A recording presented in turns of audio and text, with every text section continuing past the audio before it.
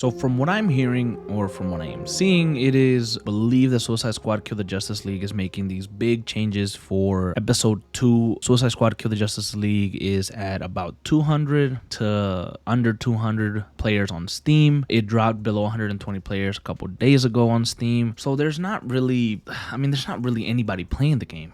Besides those really dedicated fans or people that enjoyed it or people that just want to try it out. But there's not that many people on the games yet. Suicide Squad Kill the Justice League is still trying to make changes, and a lot of the changes that they've made to the game are basically better. They are basically going to help the game feel better, not feel as grindy. But I ask, what is the point? What is the point now? Because it's dead, I think, though, that even with these changes, no matter what you do, no matter who you bring, no matter what changes you make, it might be over for Suicide Squad Kill the Justice League. To be quite honest, I think the best thing to do, I think what would be great for Rocksteady, for Warner Bros, and everyone else involved with this, is to just call it quits, end this game, stop with this live service crap, and just go back to giving us great single-player experiences. Please.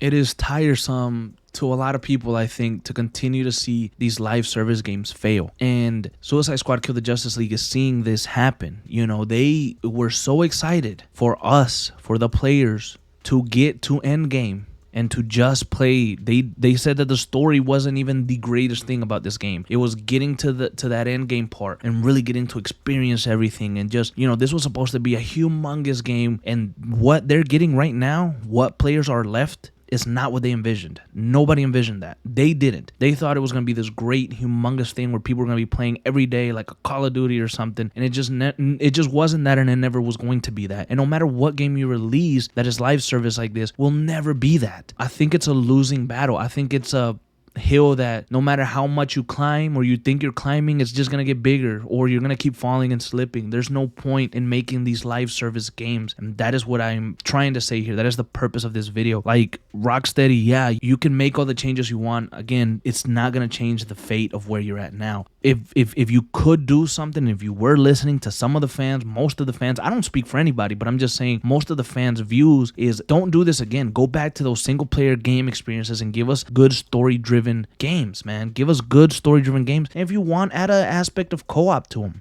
Give us a new whatever, any superhero you want. You have choices. Pick a damn superhero, give us one of those games, and then incorporate some type of co-op to it if you want, like they used to back in the day. And I'm thinking like God of War Ascensions, where it was a single player game, but you had a co-op element to it. You could play with some friends. Uncharted, it's a single story game, but they have a co-op element. You can also play with some friends. Same thing with The Last of Us. It was a story-driven game, but there was some co-op elements. Why can't we do that? Why can't we do that instead of it having to be live service and making the whole game or making the whole basis of the story to live service?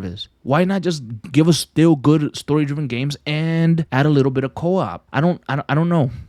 I guess I used Suicide Squad Kill the Justice League and their changes to kind of talk about this, because I just don't see how, Suicide Squad is dead. They're dead. And I don't know. I just wish they would make changes. I hope this was a wake-up call. I hope that after this is done, they go back to doing what they want to do. But again, like we've talked about before with the comments that Warner Bros. Made, they're doubling down. They're going to continue to do this, and we'll see what other franchise is next that they decide to kill.